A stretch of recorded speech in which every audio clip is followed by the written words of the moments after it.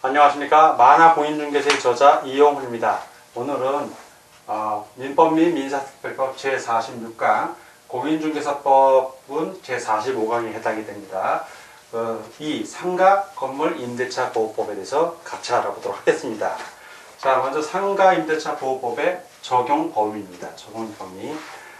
이 법은 상가 건물의 임대차에 대하여 적용을 합니다. 그래서 그 보호대상, 지역과 보호대상 그 금액을 살펴보면, 자, 지역이 있고요. 보호대상. 자, 금액을 보는 겁니다. 보호대상.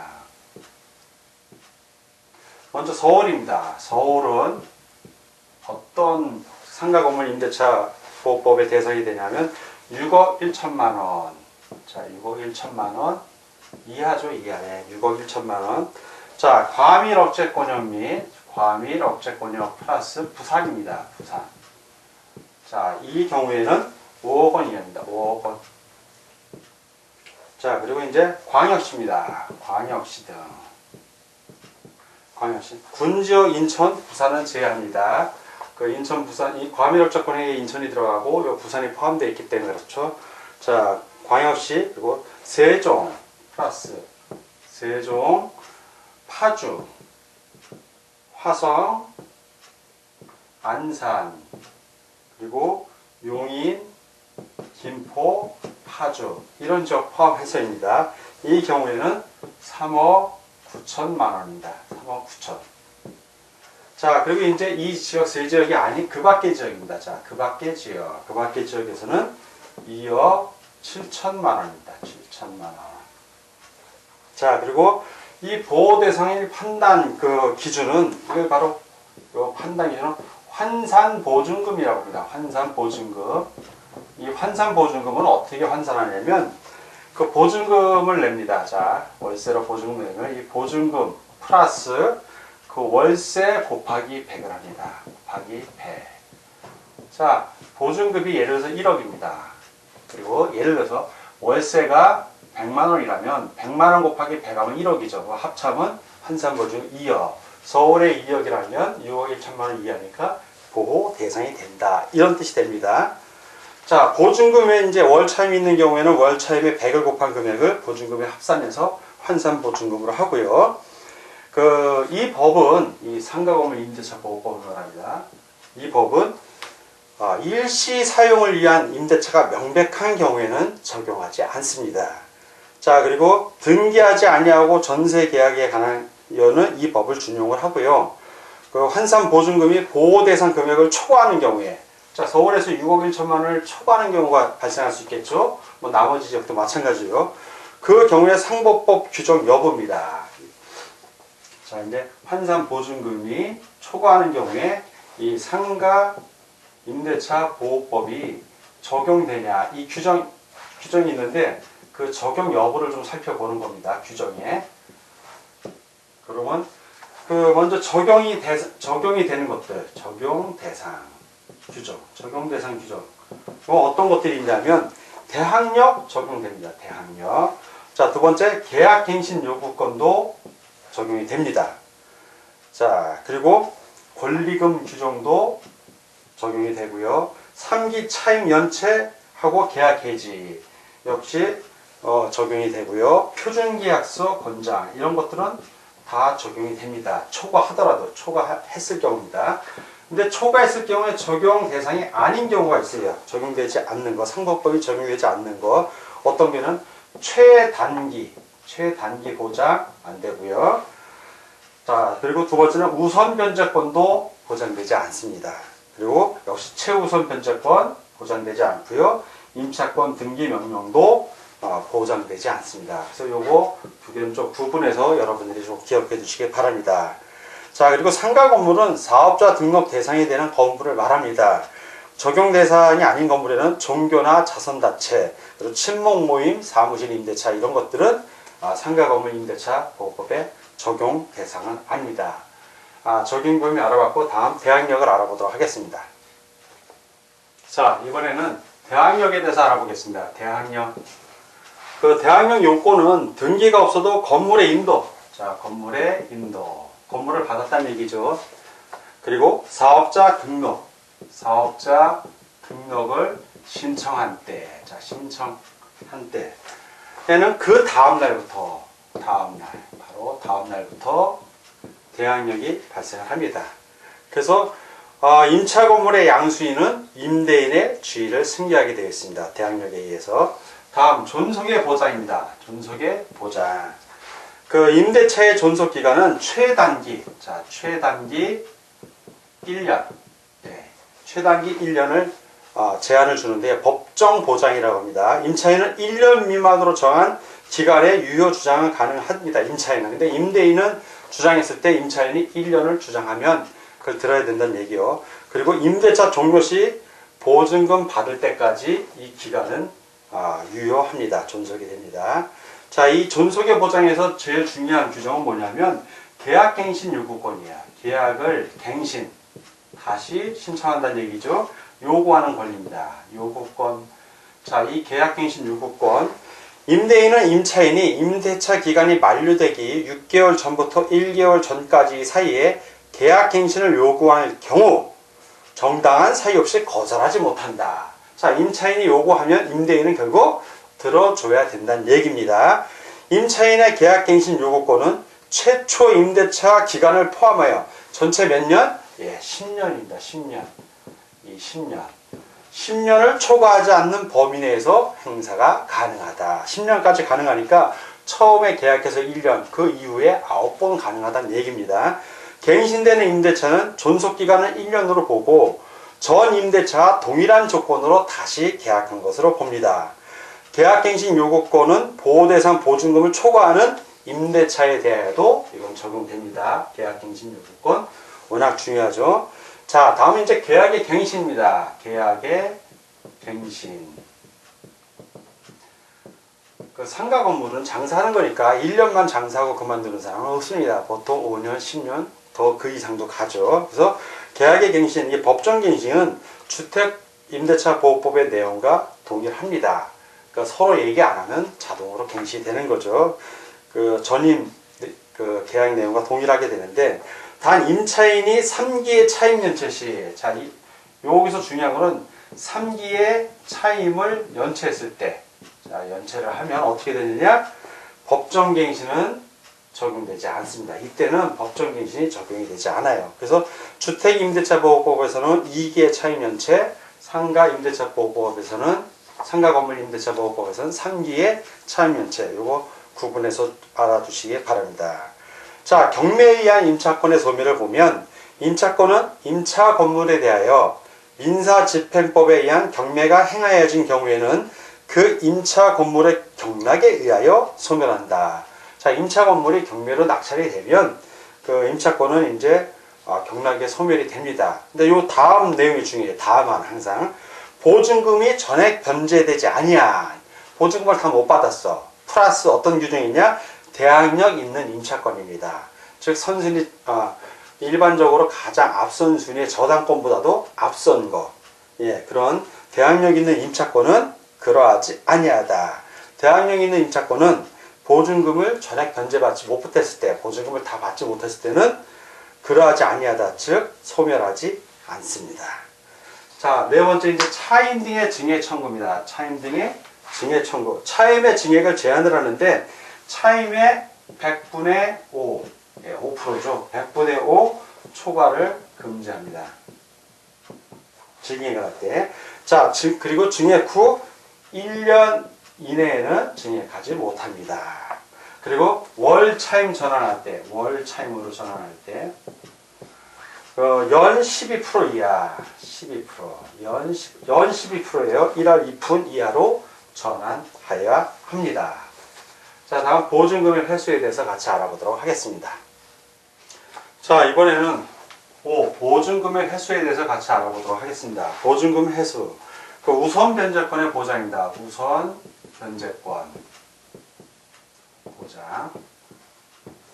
그 대항 요건 인도하고 건물에 인도하고 사업자 등록 신청을 한 때이죠. 그 다음 날부터 이제 대항 요건이 발생하는데, 대항 요건을 갖추고 관할 세무서장으로부터 확정일자를 받은 임차인은, 자, 대항력 플러스 확정일자를 받은 이런 임차인입니다. 임차인. 자, 이런 임차인은 경매 또는 공매 시 임차 건물의 환가대금에서 누구보다 우선한다? 이게 핵심이에요. 후순위 권리자입니다. 후순위 권리자. 즉, 이 임차인보다 후순위인 권리자. 임차인보다 선순위가 아니라 후순위라는 거 꼭 기억해 두시기 바랍니다. 후순위 권리자, 그 밖의 채권자보다 우선하여 보증금을 변제받을 권리가 있다.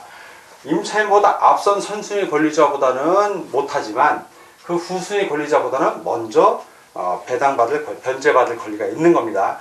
다만 임차인이 임차 건물을 양수인에게 인도하지 않으면 1항의 보증금을 수령할 수 없다.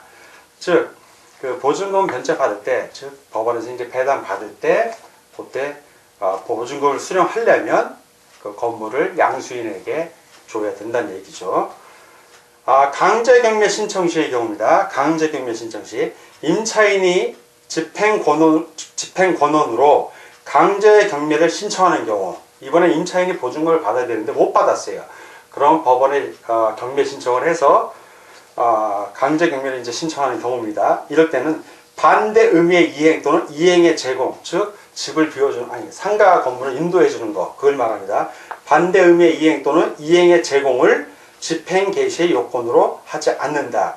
즉 건물에 있는 그대로 강제 경매가 진행이 된다는 얘기죠. 즉 배당 시에 물건, 즉 건물을 인도해주면 되는 겁니다. 다음으로 소액 보증금 중 최우선 변제액에 대해서 알아보겠습니다.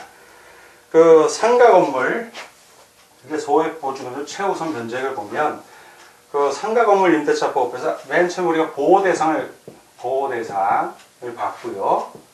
자, 이제 소액 보증금이 있으면 이 소액 보증금 금액 중에 가장 먼저 변제를 받는 거, 경매에 들어갔을 때 후순위라 하더라도 최우선으로 받는 겁니다. 최우선 변제.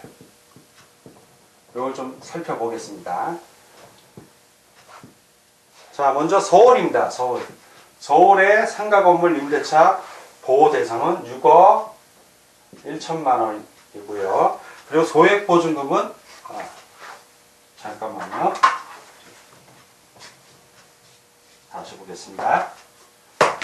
현재 이쪽은 이제 지역이 나오면 여기에 서울이고요. 서울의 경우에 보호 대상은 6억 1천만 원입니다. 6억 1천만 원이고 소액 보증금은 6,500만 원입니다. 6,500만 원. 그리고 최우선 변제액은 2,200만 원이 되겠습니다. 자, 다음은 이제 과밀억책 번역 등입니다. 과밀억책 번역 등. 보호 대상은 5억 원이고요. 5억 원. 자, 소액 보증금은 5,500만 원입니다. 5,500만 원. 그리고 최우선 변제액은 1,900만 원이 되겠습니다. 1,900. 다음은 이제 광역시 등입니다. 광역시 등. 광역시 등은 보호 대상은 3억 9천만 원이고요. 자, 그리고 소액 보증금은 3,800만 원. 그리고 이 3,800만 원 중에서 1,300만 원을 최우선 변제액으로 받습니다. 다음 이제 그 밖의 지역입니다. 그 밖의 지역. 그 밖의 지역은 보호 대상은 2억 7천만 원이고요. 자, 그리고 소액 보증금은 3천만 원. 최우선 변제액은 1,000만 원이 되겠습니다. 자, 이렇게 해서 최우선 변제액 받고 다음 확정일자 및 임대차 정보의 제공 등에 대해서 같이 알아보도록 하겠습니다. 자, 이번에는 상가 건물 임대차 보호법 7 확정일자 및 임대차 정보의 제공과 8 권리금에 대해서 같이 알아보도록 하겠습니다. 자, 이 확정일자 부여하는 거는 누가 한다? 그렇죠. 상가 건물의 소재지 관할 세무서장이 합니다. 세무서장. 상가 건물 소재지 관할입니다. 그 세무서장이 부여를 하고, 당연히 관할 세무서장은 그 해당 상가 건물의 그 뭐 소재지, 확정일자, 부여일, 차임, 보증금 등을 이렇게 기재한 그 확정일자부를 작성을 해야 하죠. 자, 이렇게 작성을 해야만 그걸 바탕으로 임대차 정보를 제공해 줄 수 있는 겁니다. 자, 물론 전산 정보 처리 조직을 이용할 수 있습니다. 자, 그리고 상가 건물에 대해서 임대차의 이해관계가 있는 자, 임차인 이제 들어갈 사람이겠죠. 자, 이해관계가 있는 자는 관할 세무서장에게 해당 상가 건물의 확정일자 부여일, 차임, 보증금 등 정보의 제공을 요청할 수 있습니다. 이 경우 요청을 받은 관할 세무서장은 정당한 사유 없이 이를 거부할 수 없다. 자, 이 임차와 관련해서 해당 건물의 임대차에 관련해서 이해관계가 있는 사람이다. 자, 이해관계 있는 자. 자, 이해관계 있는 자가 관할 세무서장한테 상가 건물의 그 임대차 정보를 요청할 수 있다는 얘기입니다. 그런데 그냥 무작정 아무나 요청한다고 해주면 안 되죠. 자, 임대차 계약을 체결하는 자는, 자, 이해관계자, 임대차 체결을 하려는 자는 누구의 동의를 얻어야 된다? 그렇죠. 임대인이 동의를 해줘야 됩니다. 자, 임대인의 동의. 자, 임대인의 임대차 계약을 체결하려는 자는 임대인의 동의를 받아 관할 세무서장에게 상가 건물에 대한 임대차의 정보 제공을 요청할 수 있는 겁니다. 자, 다음은 8. 권리금입니다. 권리금. 자, 권리금은 보증금하고 다른 거죠. 그러니까 권리금은 보통 일반적인 통섭입니다. 영업행위를 하면 통상 인수하기 바로 직전에 3개월 정도의 그 월 매출 합한 금액을 권리금이라고 합니다. 뭐 이건 경우에 따라 다를 수도 있습니다.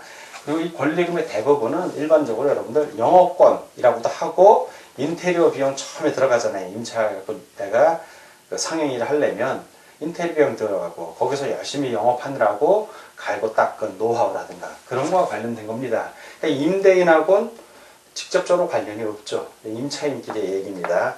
자, 그래서 먼저 권리금의 정의에 대해서 한번 읽어보겠습니다. 권리금이란 임대차 목적물인 상가 건물에서 영업을 하는 자 또는 영업을 하려는 자가 영업시설, 비품, 거래처, 신용, 영업상의 노하우, 상가 건물의 위치에 따른 영업상의 이점 등 유형, 무형의 재산적 가치의 양도 또는 이용 대가로서 임대인, 임차인에게 보증금과 차임 이외에 지급하는 금전 등의 대가를 말한다. 자, 여기 여러분들 이 정의에서 꼭 주의해 주세요. 일반적으로 우리는 임대인하고, 아까 저도 말씀드렸지만 임대인하고 직접적인 관련이 없다고 했는데, 이 정의에 보면은 임대인, 임차인에게 보증금과 차임 이외의 지급하는 금전 등의 대가를 말한다 라고 나옵니다. 그래서 요 임대인, 임차인에게, 요 문장 임대인이 있다는 거 꼭 기억해 두십시오. 자, 그리고 권리금 계약이라고 있어요. 권리금 계약이란 신규 임차인이 되려는 자가, 자, 새로 임차를 하려는 사람입니다. 신규 임차인이 되려는 자가 기존 임차인이죠. 임차인에게 권리금을 지급하기로 하는 계약을 말합니다. 자, 권리금과 권리금 계약에 대한 이제 정의를 알아봤고요. 자, 그러면 권리금 회수기의 보호 등이 있습니다. 자, 이번에는 권리금 등의 그 두 번째 의의를 살펴봤고요. 이 권리금 회수기의 보호 등입니다. 권리금 회수기회 보호에 대한 규정을 좀 살펴보겠습니다. 그 임대인은 임대차 기간이 끝나기 6개월 전부터 임대차 종료 시까지 다음의 어느 하나에 해당하는 행위를 함으로써 권리금 계약에 따라 임차인이 주선한 신규 임차인이 되려는 자로부터 권리금을 지급받는 것을 방해해서는 아니 된다. 예, 권리금 회수기에 보호하는 규정입니다. 다만 임차인의 계약갱신 요구를 임대인이 거절할 수 있는 정당한 사유가 있는 경우에는 그러하지 아니하다. 자, 다음에 어느 하나에 해당하는 행위를 좀 살펴보겠습니다. 첫 번째는 임차인이 주선한 신규 임차인이 되려는 자에게 권리금을 요구하거나 임차인이 주선한 신규 임차인이 되려는 자로부터 권리금을 수수하는 행위. 자, 권리금 수수행위입니다. 수수행위. 그런 거 하면 안 된다는 얘기죠. 수수행위. 자, 두 번째, 요 방해 행위를 네 가지가 나옵니다. 법에. 두 번째, 임차인이 주선한 신규 임차인이 되려는 자로 하여금 임차인에게 권리금을 지급하지 못하게 하는 행위. 권리금 지급하지 못하게 하는 행위. 역시 이거 방해하는 행위입니다.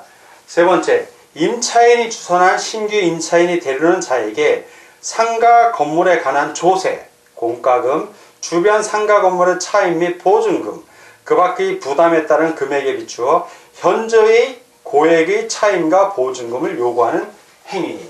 자, 현저히 고액. 자, 네 번째입니다. 그 밖에 정당한 사유 없이, 정당한 사유 없이, 네, 이게 중요합니다. 사유 없이 임대인이 임차인이 주선한 신규 임차인이 되려는 자와 임대차 계약의 체결을 거절하는 것. 자, 거절하는 행위. 자, 이런 행위는 하면 안 돼요. 방해하는 행위로 규정이 됩니다. 이런 행위를 하여서는 아니 된다. 다음 2. 다음이 어느 하나에 해당하는 경우에는 상기한 1-4 요겁니다. 요거에 정당한 사유가 있는 것으로 본다. 자, 그럼 어떤 경우가 정당한 사유가 있는 것인지 봅니다. 첫째, 임차인이 주선한 신규 임차인이 되려는 자가 보증금 또는 차임을 지급할 여력이 없는 경우. 요거 첫 번째는 여력이 없는 경우, 지급할 여력이 없는 경우. 자, 두 번째는 임차인이 주선한 신규 임차인이 되려는 자가 임차인으로서의 의무를 위반할 우려가 있거나 그 밖에 임대차를 유지하기 어려운 상당한 이유가 있는 경우. 자, 유지하기 어려운. 자, 어려움.